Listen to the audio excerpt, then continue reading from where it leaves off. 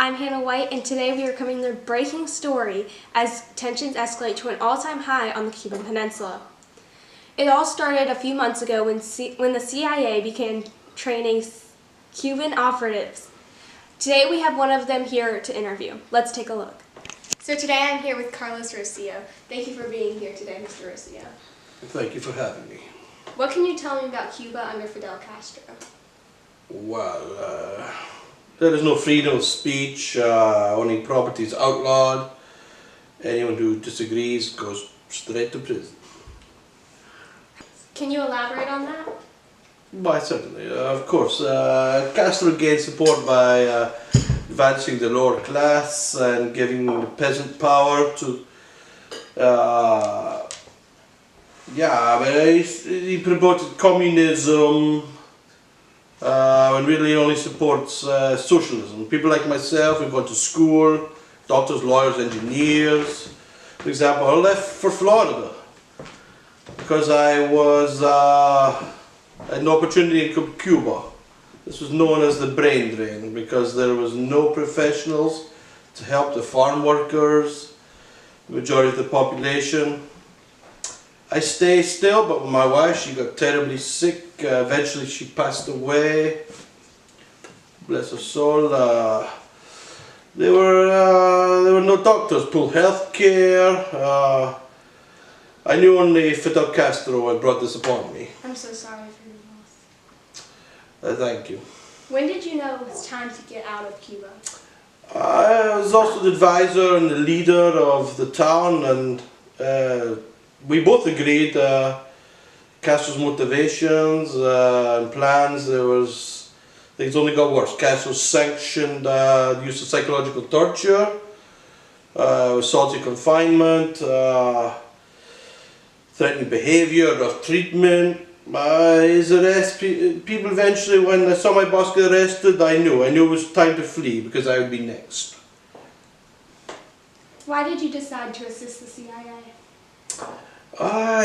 Yeah, good question. After my dear wife died, God bless her soul, I knew that someone needed to venture death, and when I was asked to help take down Castro, I knew that was my opportunity. Well, it looks like we're out of time, but I want to thank you for being here today, Mr. Rocio. My pleasure, my pleasure. Thank you. Yes. Well, that was something. Yes, it was. Imagine living under those horrible conditions. It is just heartbreaking to hear. I'm sorry to interrupt, Tatum, but we have just gotten word that President Kennedy is speaking out right now after yesterday's failed attempt to invade Cuba. Let's take a look. That I have decided in the last 24 hours to discuss briefly at this time the recent events in Cuba.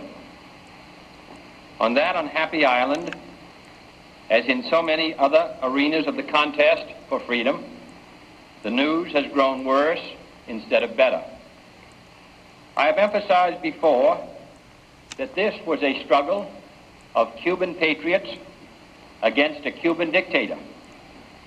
While we could not be expected to hide our sympathies, we made it repeatedly clear that the armed forces of this country would not intervene in any way.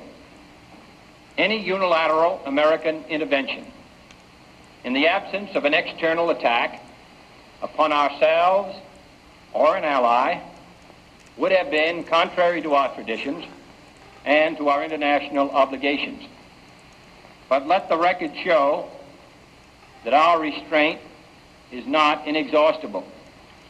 Should it ever appear that the inter-American doctrine of non-interference merely conceals or excuses a policy of non-action, if the nations of this hemisphere should fail to meet their commitments against outside communist penetration, then I want it clearly understood that this government will not hesitate in meeting its primary obligations, which are to the security of our nation.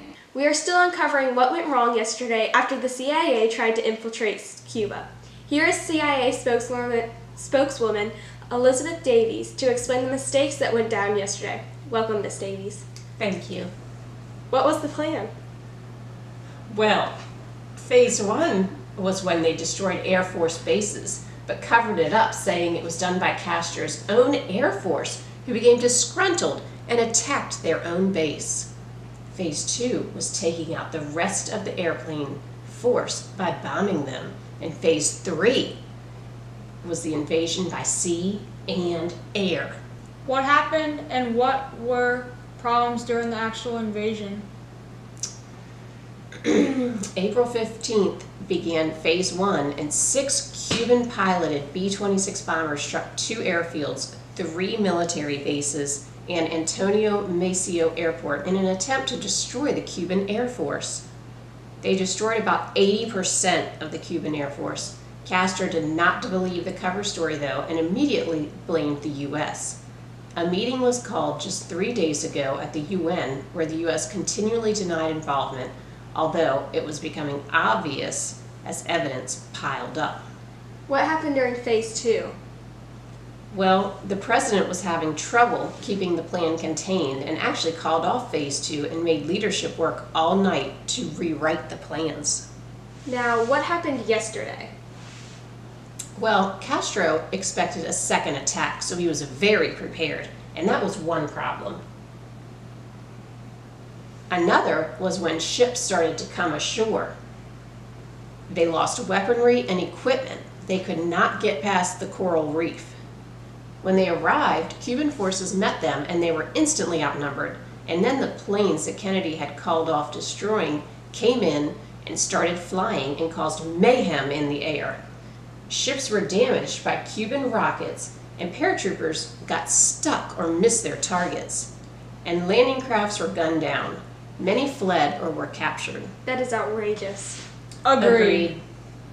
Well, we want to thank you, Spokeswoman Davies, for being here. My pleasure.